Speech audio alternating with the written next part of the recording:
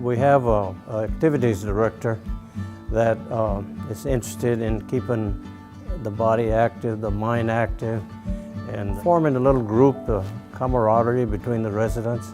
We've taken in some furniture that was broken or misused, and we restored it to like new condition.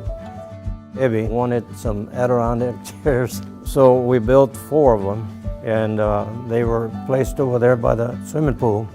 We wanted to have something for the residents to maintain, take care of, take ownership, if you will. So we came up with the idea of this planter, and the idea was to make it tall enough that anybody in a wheelchair could roll up there and, dig around it, plant it, and we planted vegetables and some herbs in there.